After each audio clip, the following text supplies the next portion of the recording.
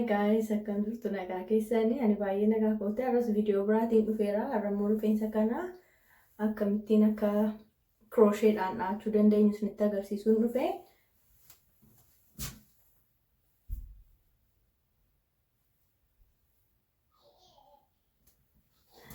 Akkamittiin akka dhahnee akkasittiin bareennee deemuu dandeenyu isinitti agarsiisuun dhufe. Gara viidiyoo.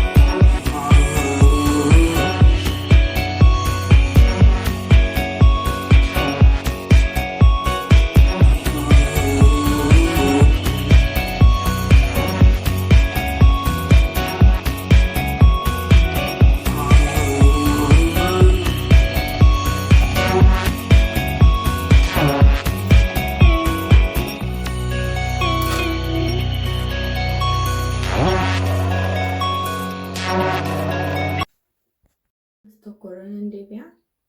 Sababiin isaa hin ga'u wadhee yaada cimee akka taa'uuf tokkoon irra deebi'a.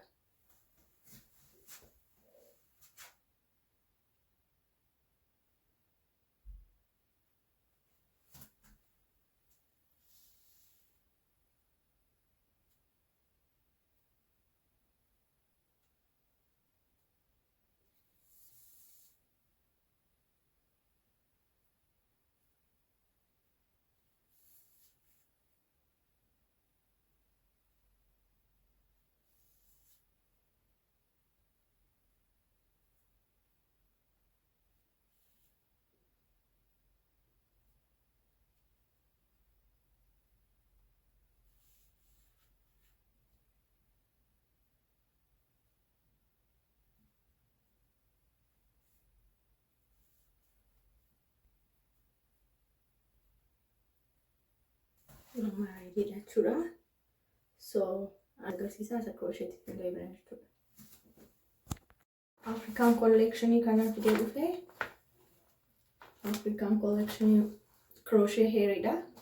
So isaan crochet godhanna jechuudha. Rifeensa keenya kan nu barbaachisu crochetdha. Wiigii keenya. Actually wiigii kana gidduutti makuuf malee gurraacha isaa qaba. Gurraacha isaan fayyadama kana gidduutti ni makaa jechuudha. Akka gidduu highlight akka ta'u barbaadeen kana fayyadame kalarii kana. So kan hin fayyadamu gurraacha isaati garuu gidduu immoo kana makeen hojjedha. Garuu wiigichi seen African collection isa jedhu fayyadama jechuudha. Yaa crochet fuutanii keessa keessu lafa barbaadan jechuudha. Fakkeenyaaf as kaa'a crochet erga keessanii booddee qaawwaa qaba kuni hin argatumti qaawwaa isaa kan qaawwaa sana fidanii caafii crochet keessa keessu jechuudha. Achi booda caafii isaa erga qootanii qaawwichaa itti qadaaduu qabdu yeroo jala dabarsitan akka mataa keessanii hin cirreef isa baay'ee of eeggachuutu sinirra jira kanatti qadaaduu hin irraanfatina. Achi jala baastu erga jala bu'ee booddee yoo barbaadan harkaanis akkas qootanii gashuu dandeessu. Dirqama crochetdhaan dabarsuuni yoo barbaadan immoo crochetdhaan dabarsuu dandeessu jechuudha. Ani harka kootiin hin godha yeroo baay'ee. So baay'ee isiidha. Ammas the same thing gochuumaa kanuma fuutanii keessa baastu.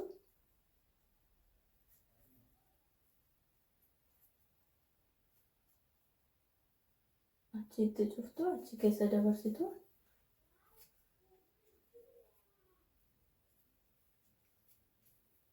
Yoo barbaadan crochetdhaan keessa baasuu dandeessu. Yeroo harka koo ni fayyadama sa'asii yeroo even crochet caalaa harka koo yeroo fayyadamu natti salphata jechuudha. Wiigii isa qalloo yeroo ta'u amma kana isin rakkisu inni furdaan kun xinnoo see rakkisa jechuudha yeroo crochetni keessatti naa ta'u.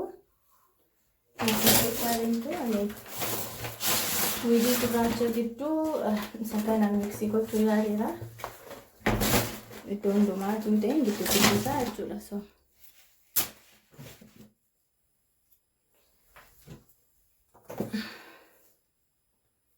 maskutee tokko itti miksii gochuu yaaleera jechuudha.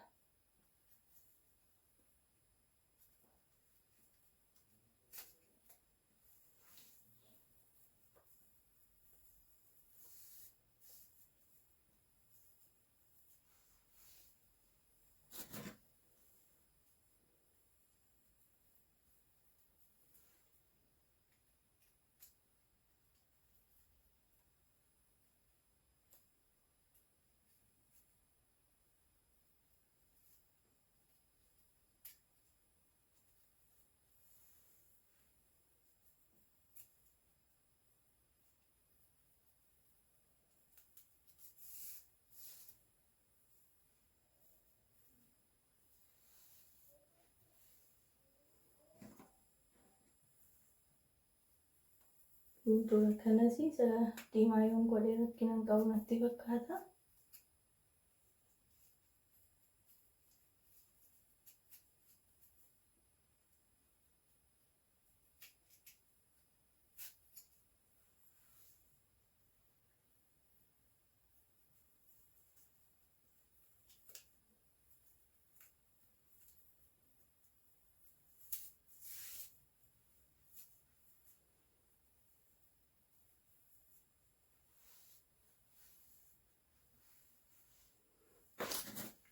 Antiisa gurraachaan fayyadamaa jira. Xiqqii kanarratti tokko dabaluu yaadeeras bukkee.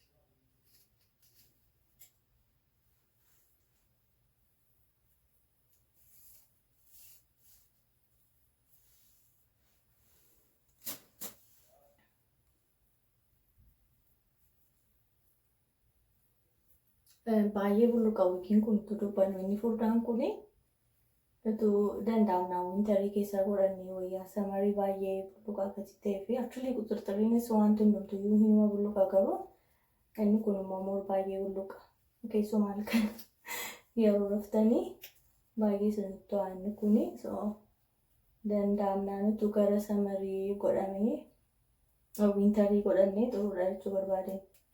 Warri biyya jirrus ganna keessatu ta'ee yeroo bokkaarru ta'ee gaarii dhadhee yaada. Anan baay'ee na jeeqa halkan yeroo samarii godhachuun barbaadu.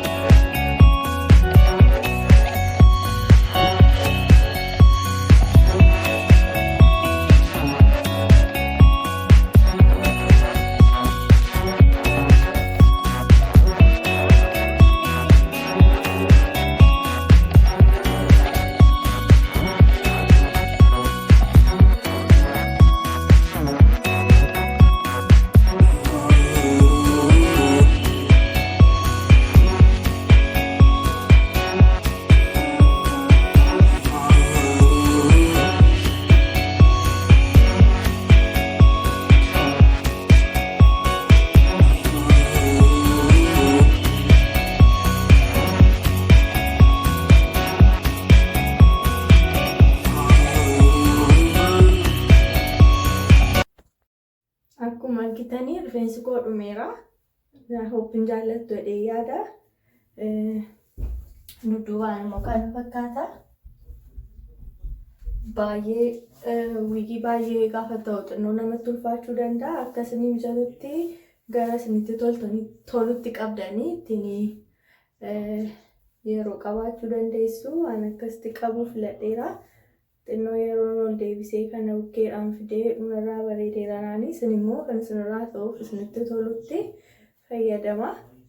So I hope jaallattu jedhee yaada.